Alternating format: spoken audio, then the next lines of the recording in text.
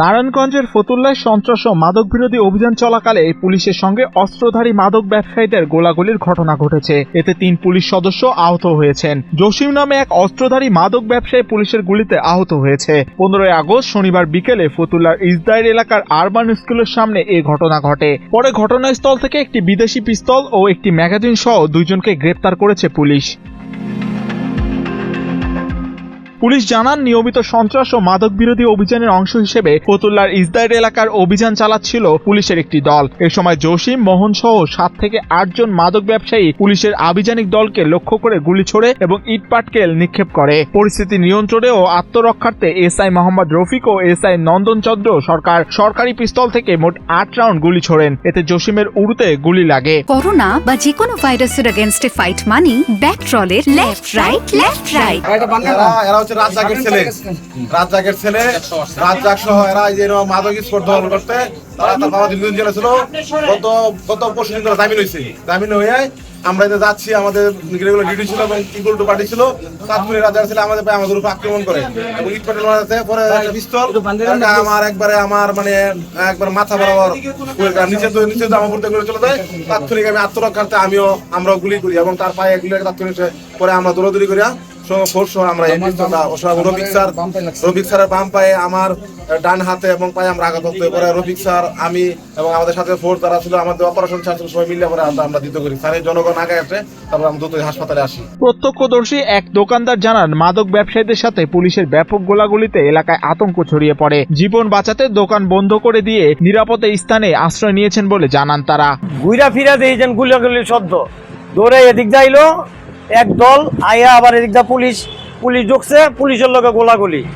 আমি তাড়াতাড়ি শাটার বন্ধ করলাম, যে গুলি মুর গুলি করতেছে, খালি গুলি।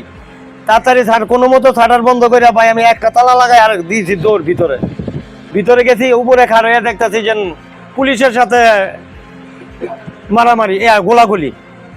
ভয়ে আমি চলে গেছি, পরে আধা ঘন্টা পরে আইছি, বুঝছেন। কেন সর্বক্ষণে আতঙ্ক থাকে, কোন সময় আবার হামলা দিয়া বইল। এই গোলাগুলি, এই চাক্কু, রামদাও, চাপাদি। এদিকে মাদক ব্যবসায়ীদের হামলায় 3 পুলিশ সদস্য আহত হন। আহতরা হলেন এসআই মোহাম্মদ রফিক, এসআই নন্দন চন্দ্র সরকার ও কনস্টেবল রাশিদুল। পরে আহতদের উদ্ধার করে চিকিৎসার জন্য হাসপাতালে পাঠানো হয়। পুলিশের দাবি, অভিযানের সময় অস্ত্রধারীরা প্রথমে পুলিশকে লক্ষ্য করে গুলি চালায়। আত্মরক্ষার্থে পুলিশ পাল্টা গুলি চালালে একজন গুলিবিদ্ধ হয়। এই ঘটনায় অস্ত্রধারী মাদক ব্যবসায়ীদের বিরুদ্ধে আইনগত ব্যবস্থা নেওয়া হচ্ছে। নিষিদ্ধ একটি রাজনৈতিক সংগঠনের বিভিন্ন তৎপরতা সহ মাদক বিরোধী আমাদের অভিযান চলমান ছিল। তারই পরিপ্রেক্ষিতে আজকে আমাদের মোবাইল টিম, আমাদের একাধিক টিম কাজ করছে।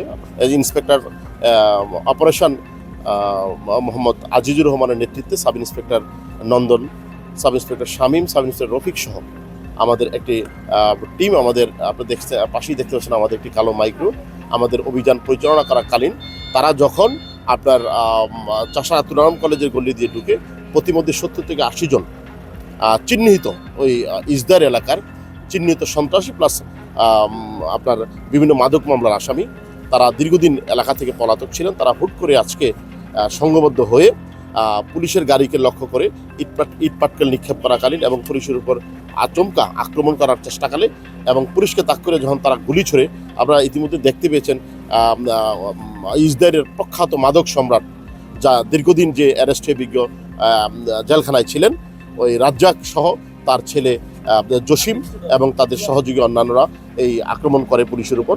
তখন পুলিশ আত্মরক্ষার্থে এবং এই সন্ত্রাসীদেরকে ধরার জন্য তারাও পাল্টা গুলিবর্ষণ করে এবং পাল্টা গোলাগুলিতে আপনার ধৃত আসামি জসিম তার ডান পায়ে সম্ভবত একটি গুলি লেগেছে। ঘটনার পর অভিযান চালিয়ে একটি বিদেশি পিস্তল ও একটি ম্যাগাজিন উদ্ধার করে পুলিশ। এই ঘটনায় জড়িত অন্যদের গ্রেপ্তারে অভিযান অব্যাহত রয়েছে।